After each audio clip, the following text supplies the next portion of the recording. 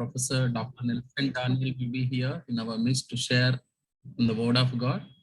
Thank you, sir, for accepting our invitation and giving your valuable time to share the Word of God.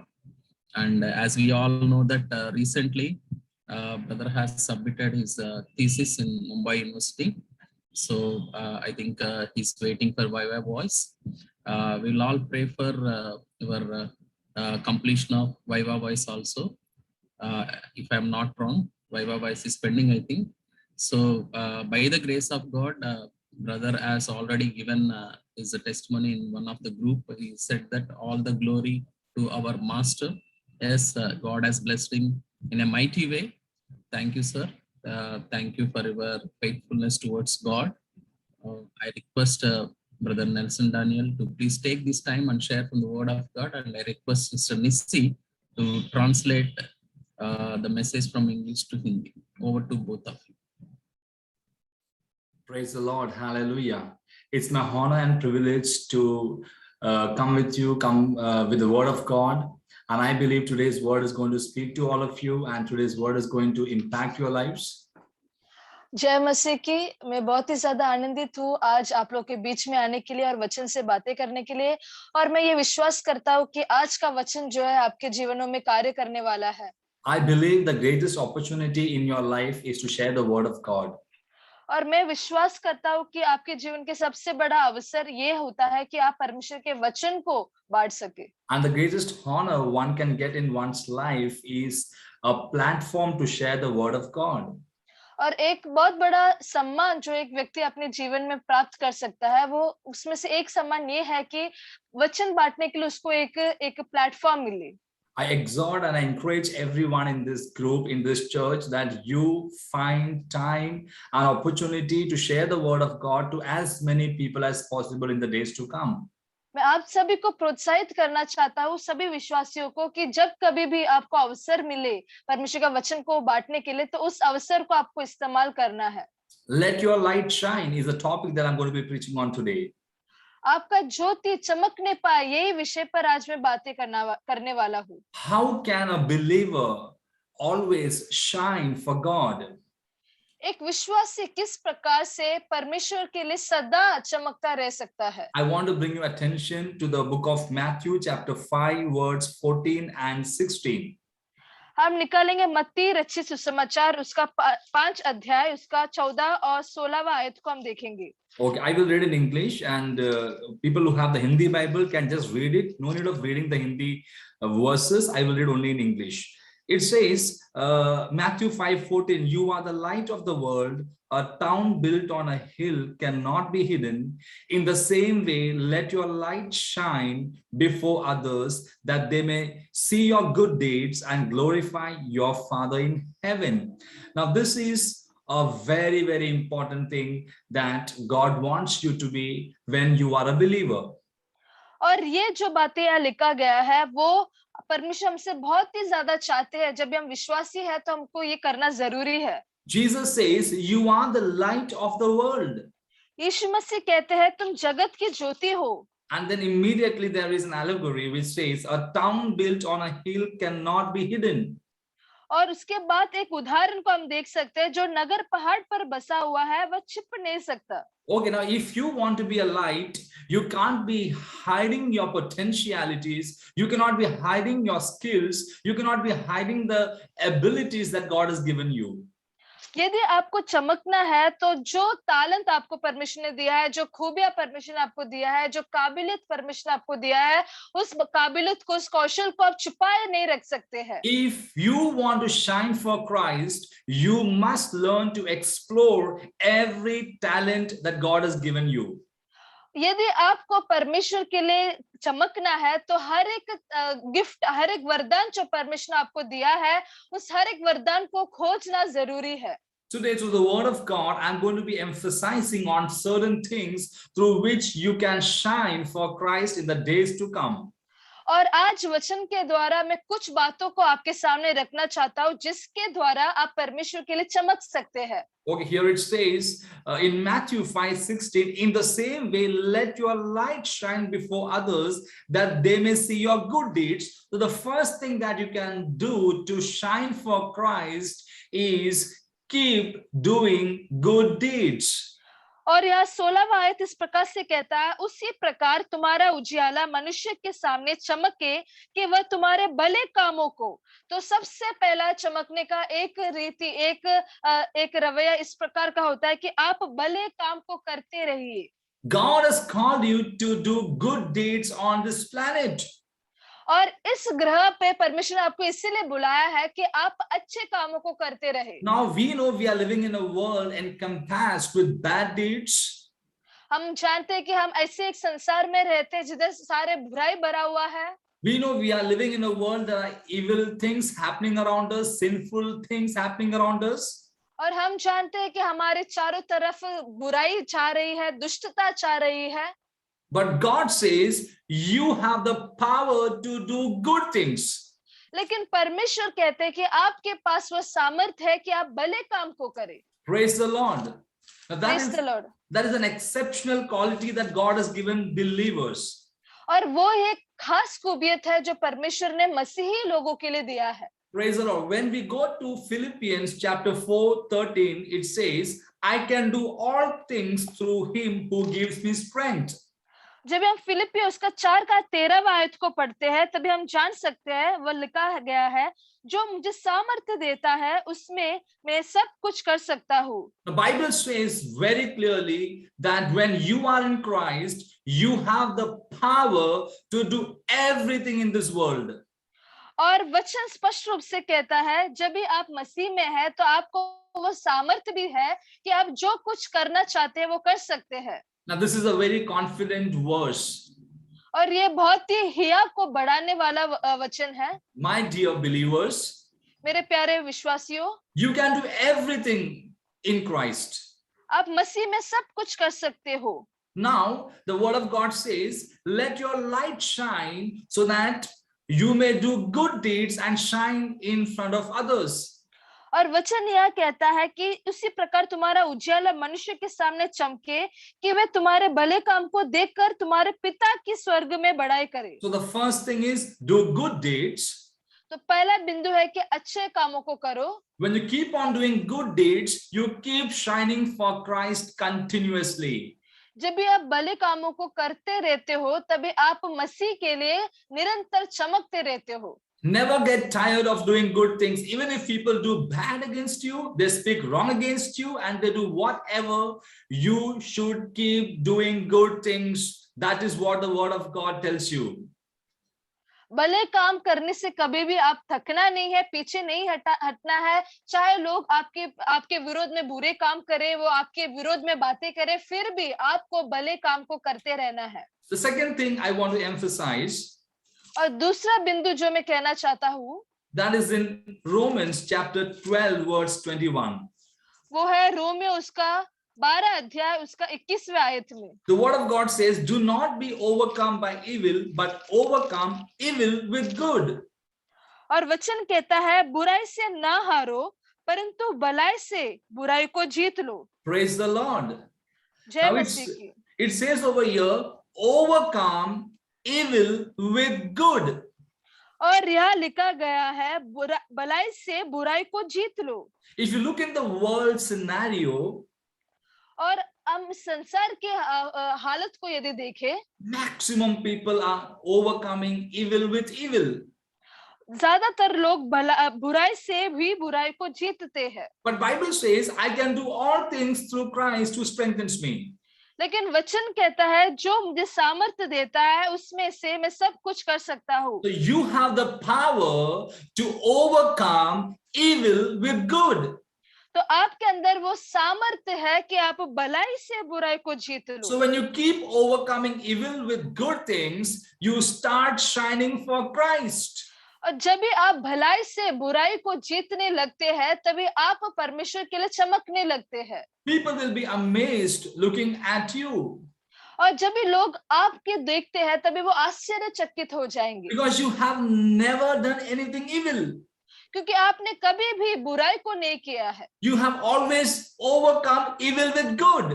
आपने सदा भलाई से ही बुराई को जीता है। So when you continuously overcome evil with good, you will start shining for Christ. और जब भी आप निरंतर भलाई से बुराई को जीतते हैं तभी आप परमेश्वर के लिए सदा चमकने लगते हैं। And people will see this and they will start glorifying God. और लोग इस बातों को देखकर आपके स्वर्गीय पिता को बड़ाई करेंगे। Praise the Lord.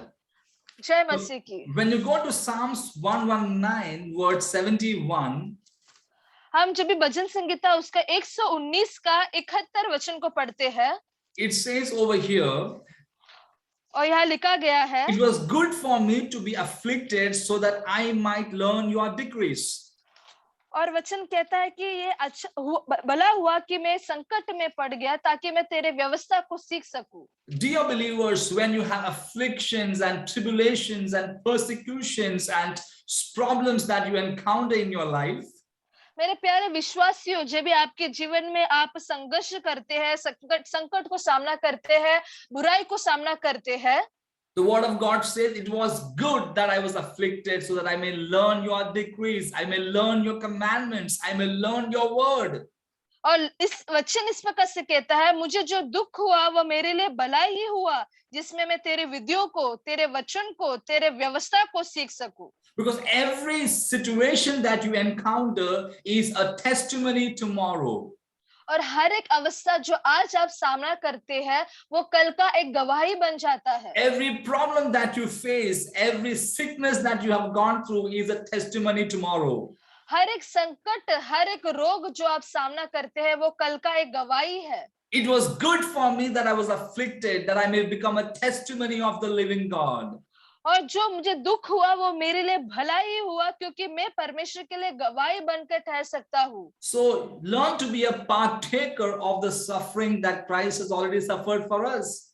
और मसीह का उस दुख का सहभागी होने के लिए हमको निरंतर तैयार रहना है। So the next thing that we can do is that start glorifying God, start thanking God in every circumstances, whether it be afflictions, persecutions, tribulations, whatever may be, start glorifying God, start thanking God, and you will become a testimony in front of others, and your light will start shining in front of others.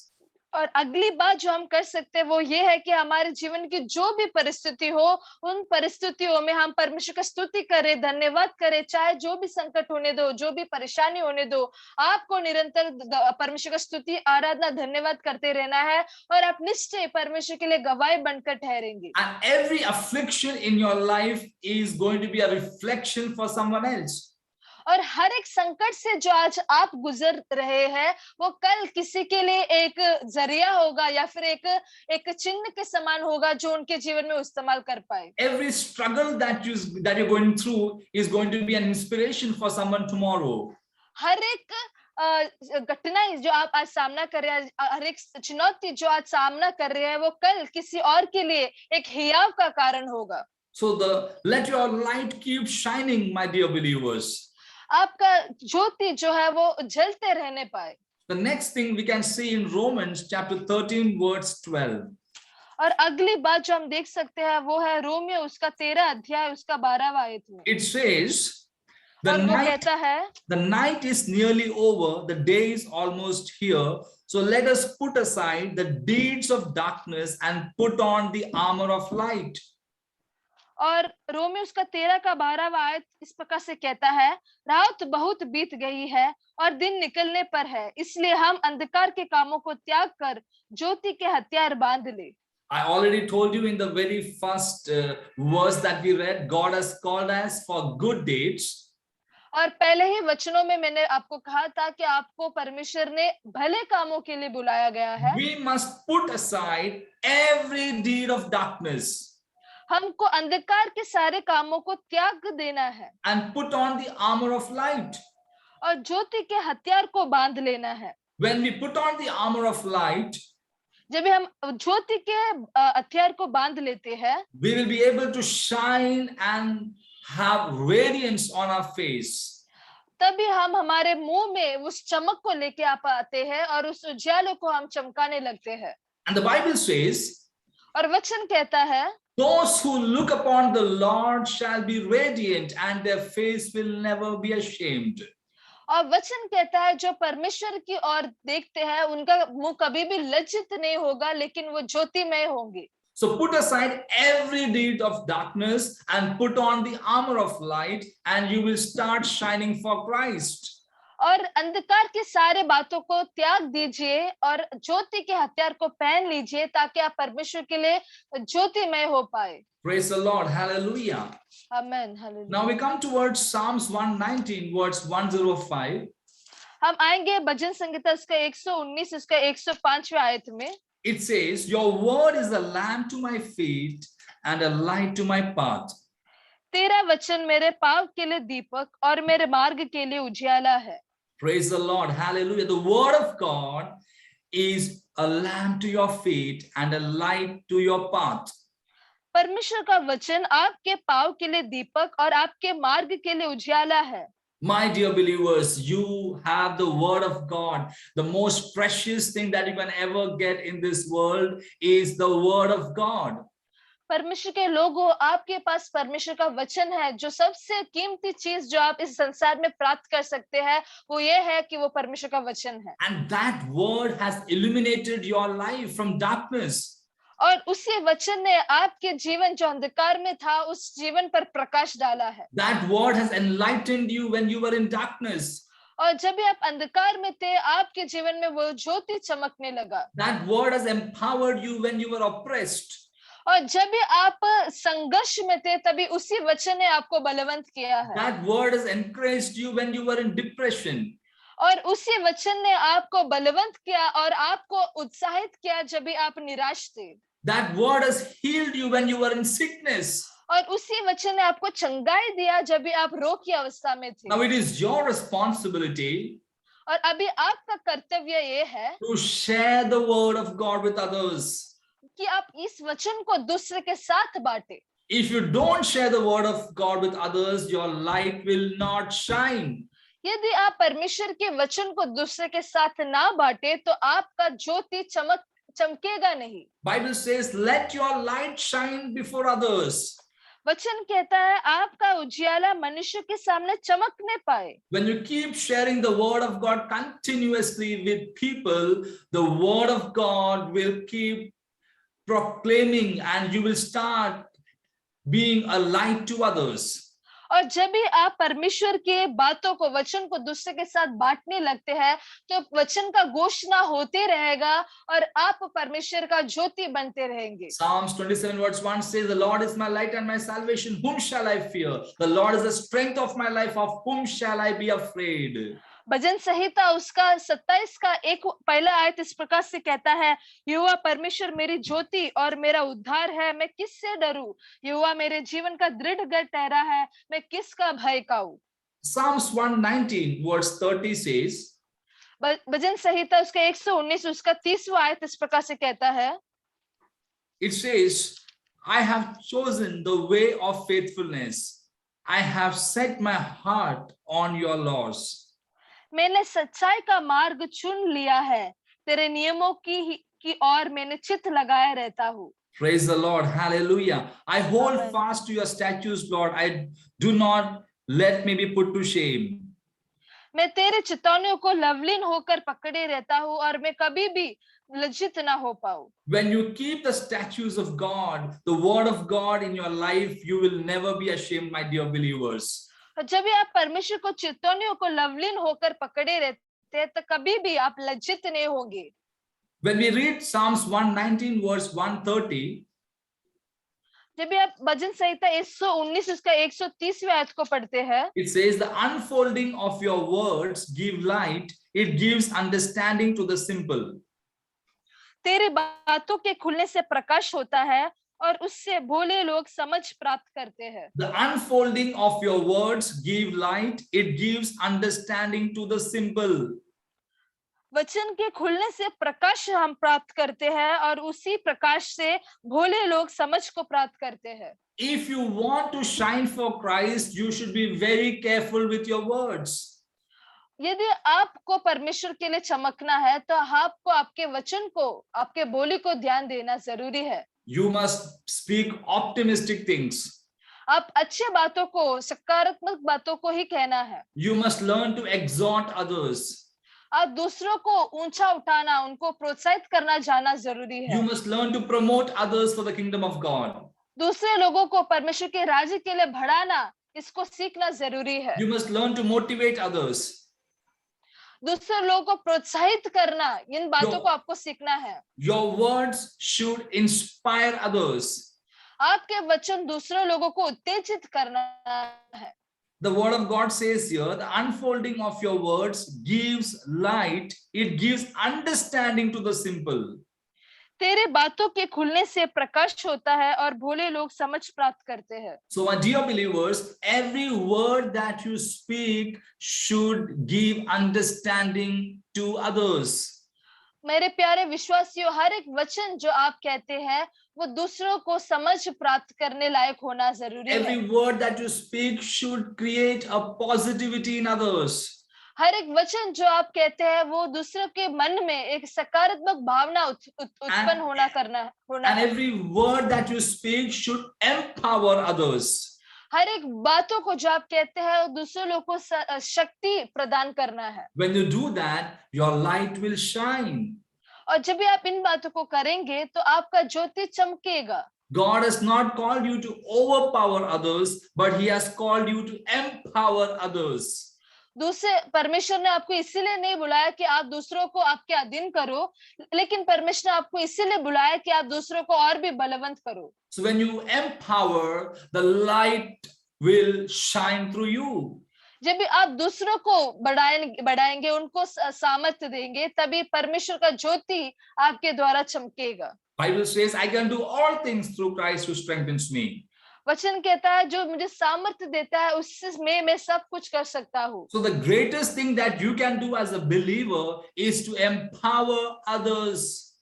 और सबसे बड़ा कार्य जो आप एक विश्वासी होने के नाते कर सकते हैं वो ये है कि आप दूसरों को सामर्थ्य कर सकते हैं.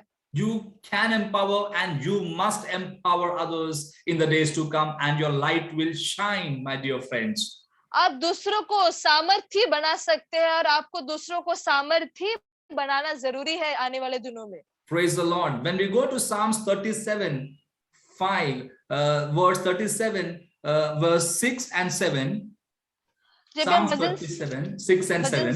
भजन 37 का 37 अध्याय उसका 6वां और 7वें आयत को जब हम पढ़ते हैं. He will make your righteous reward shine like the dawn, your vindication like the noonday sun. Be still before the Lord and wait patiently for Him. Do not fret when people succeed in their ways, when they carry out their wicked schemes.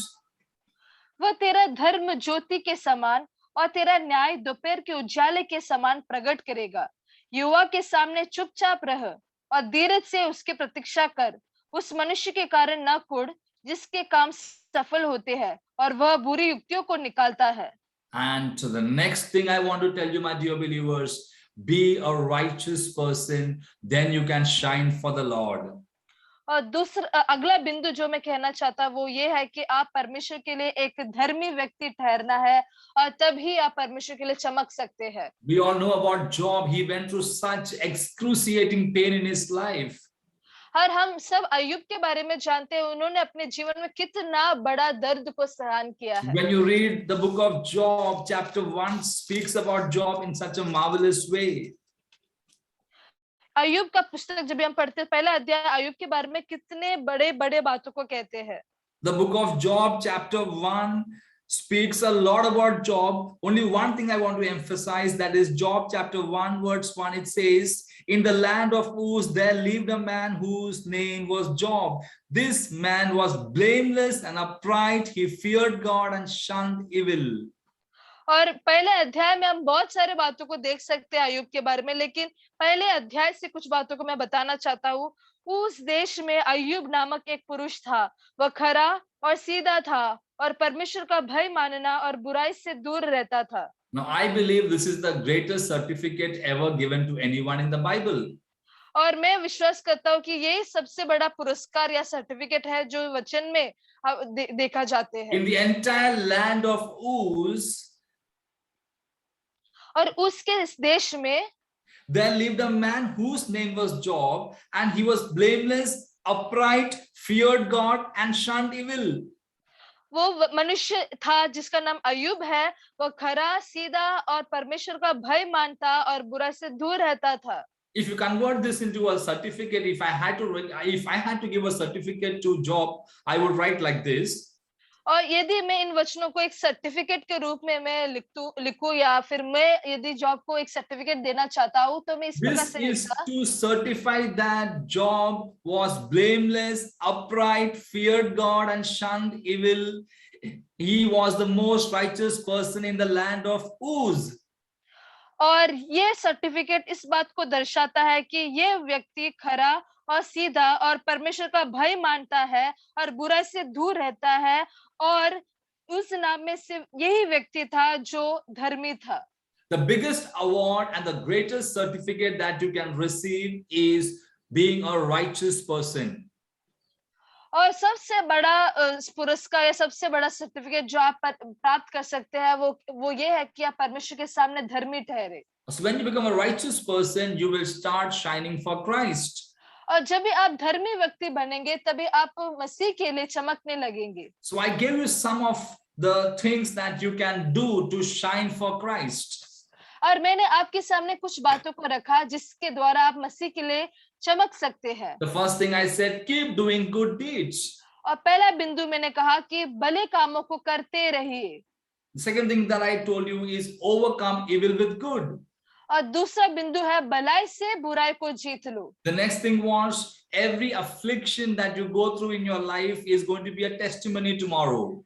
और तीसरा बिंदु ये है कि हर एक कठिनाई जो आज आप सामना करते हैं वो कल का एक गवाही है। So your afflictions become your testimony, and your testimony makes you shine for Christ. तो आपका कठिनाई आपको गवाही बनाता है और आपका गवाही के द्वारा आप परमेश्वर के लिए चमक पाते हैं। The next thing I said was put on the armor of light. और अगला चौथा बिंदु ये था कि ज्योति के हथियार को पहन लो। The next thing was proclaim the word of God to others. और पांचवा बिंदु था कि वचन को घोषणा करते रहो। The next thing was be very careful with your words. Your words must encourage and motivate and empower others. और अगला बिंदु था कि आपके वचनों को ध्यान दीजिए। आपका वचन दूसरों को शक्ति प्रदान करना है, उनको प्रोत्साहित करना है और उनको ऊंचा उठाना है। And the most important thing and the last thing was be a righteous person. और सबसे आखिरी बिंदु और सबसे महत्वपूर्ण बिंदु ये है कि एक धर्मी व्यक्ति बनना है। When you emphasize on all of these things, जब आप इन सारे बातों को ध्यान देंगे, we will be able to shine for Christ. आप मसीह के लिए चमकने पाएंगे। And the Bible says, I want everyone to start reading once again Matthew 5:16. In the same way, let your light shine before others, that they may see your good deeds and glorify your Father in heaven. और मैं चाहता हूं कि आप सभी लोग मेरे साथ मत्ती 5 का 16वां आयत को पढ़े। उसी प्रकार तुम्हारा उजियाला मनुष्य के सामने चमके कि वह तुम्हारे भले कामों को देखकर तुम्हारे पिता की जो स्वर्ग में है बड़ाई करे। In the days to come, let us shine for Christ. आने वाले दिनों में हम परमेश्वर के लिए चमके। Let us give an opportunity for others to glorify God through our deeds. और हमारे कामों के द्वारा दूसरे लोग परमेश्वर का महिमा करने का अवसर Let your light shine in front of others. और आपका ज्योति लोगों के सामने चमकने पाए। God has called you to be a light. परमेश्वर ने आपको ज्योति बन के बुलाया है। Let's arise and shine for our God. और हमारे जीवन के द्वारा हम परमेश्वर के लिए ज्योतिमय होने पाए। God has given you that confidence. और परमेश्वर ने आपको वो हियाव दिया है। God has given you the power. और परमेश्वर ने वो सामर्थ्य भी दिया है। In the days to come, let us shine and keep shining, and let the radiance on our face keep increasing for God. और आने वाले दिनों में हम चमकते रहे और हमारे चेहरे का जो उजाला है वो बढ़ते रहे। May the Lord bless every one of you through this message. और परमेश्वर आप सभी को इस वचन के द्वारा आशीष करे। God bless you all. परमेश्वर आप सभी को आशीष करे।